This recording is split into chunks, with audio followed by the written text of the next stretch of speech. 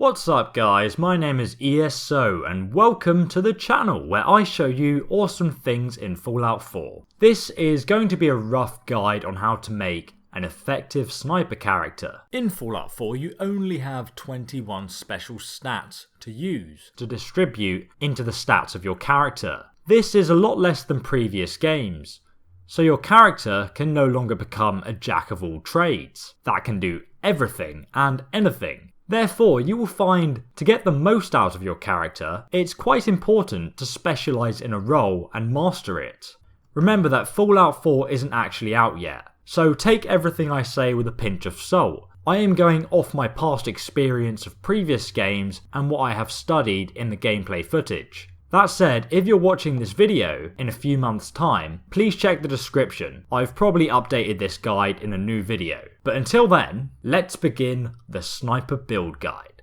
And trust me guys, with this build I have gone full on for the dedicated sniper. The idea of the sniper is to kill people with critical attacks, either in quick succession or picking them off, so that they have no idea where you are until it's too late and they're all dead. So if that sounds like you, firstly, put your strength down to 1. Now, we are just starting with a low strength. You can increase your strength using the intensive training perk as you level up. And this may be a good idea later, because it will increase your carry weight, which is the only real big issue with having only 1 strength. But then I also think it adds to the realism of the game. I mean, realistically, we can't carry around 3 toasters, 18 snipers and a Gek, can we? So just to note, later on in the game you'll probably want to buff it up to around 3 so that you can get the perk to craft your own armour. But trust me, try it out early on and make that decision later. Perception 8. For those of you that don't know what perception is, it's a bit like a radar.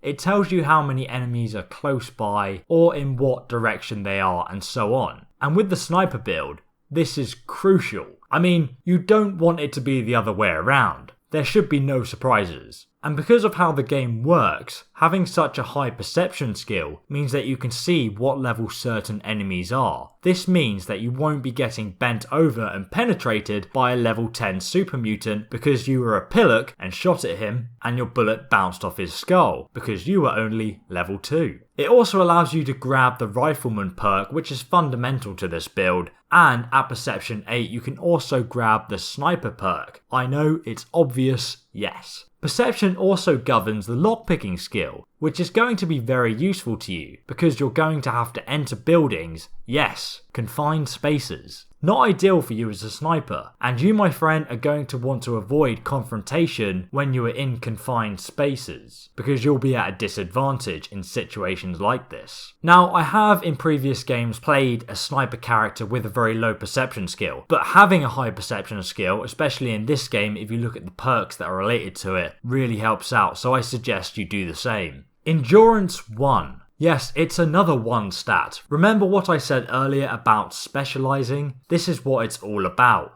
You make sacrifices and you become a monster in other areas. It also makes the game more interesting in my opinion. Anyway, tactically speaking, endurance is pretty useless to you. I mean, nobody should be close enough to do tons of damage to you. Indeed, if a super mutant is attacking you in melee combat, something has gone seriously wrong. Also, there are no perks that you need in this tree, so you're not missing out on anything. And then next we have Charisma 1. This is a more of a gameplay style perk. We don't need anything in the perk tree, nor do we really need to talk to anyone. If you see the enemy ahead, or someone where you're not so sure if they're going to hurt you or not, just shoot them from a distance. Don't take the risk. Don't approach them and have a bloody conversation with them. Granted that there are some points in the game where you can avoid a fight with a good charisma skill, but apart from that it's just really not worth it. Intelligence 4. Why? Because you will probably find that the hacking skill is very advantageous in accessing areas and avoiding enemies in small spaces, for the same reason that lockpicking is.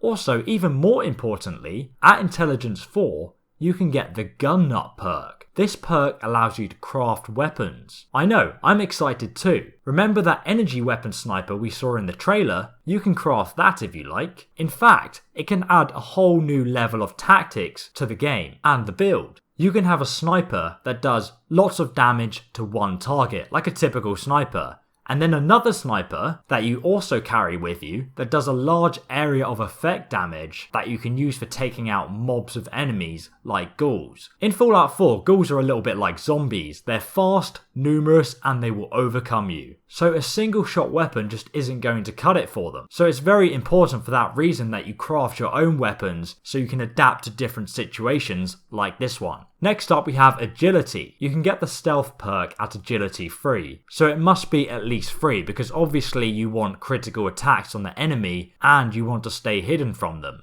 for as long as possible. Agility also governs the amount of action points you have to spend in VATS. For those of you that don't know, VATS is basically a slow time thing where you slow time, you select a body part that you want to shoot, for example someone's arm, and then you shoot at it. So when you encounter these awkward situations where an enemy is too close for comfort, you can pull off a headshot in VATS. Therefore, I recommend actually going for about 7 points in agility, so you have more points in VATS. Also, agility affects how long you can run for. And mark my words, running as a sniper is going to be infinitely useful to you. You will be running from cover to cover. This will confuse the enemy as to where you are. So it's up to you on how high you go with this skill, but I would recommend no higher than 8, but probably 7 is the sweet point, or at least it's what I'm using. You could even drop it down lower depending on how sneaky you actually want to be. Luck. Now I'd actually suggest playing about yourself with how much you vary luck and agility and having more luck and less agility and so on.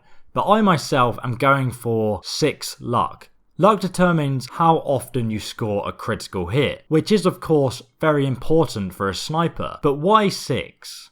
Well, it's very important because you need, I repeat, you need the better critical perk. So this basically means that when you headshot that guy through that window, it does a normal critical hit damage, then plus the better critical damage, and then also if you're in like sneak mode for example, that also stacks so you get that sneak attack damage, and it basically ends up as an absolutely monstrous critical attack that should instantly kill things, most of the time at least. I mean, that is basically the idea of the sniper build. So that is the sniper build. I did a lot of research for this build and most people on Reddit and other forums seem to be in agreement for the stat distribution for a sniper as a starting character. It is as effective as it gets at the sniper role. That said, there is no harm in experimenting. For example, if you don't think you're very good at stealth, maybe you can take your agility down to 5 and put another 2 points in endurance. This makes the build more forgiving, so that when you do get caught out, you won't die so quickly. It's a bit more balanced.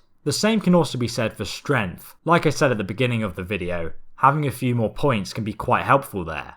Anyway guys, I do hope that this video really helped you guys out. Check out the description for my other build guides for the melee characters, both stealth and hard hitting, the gunslinger, and so on. Or any other update videos I do, I'll put them in the description. Also make sure you subscribe to the channel so you don't miss out on any of those new guides. But until then, I, ESO, will see you, loyal subscriber, in the next Fallout 4 video.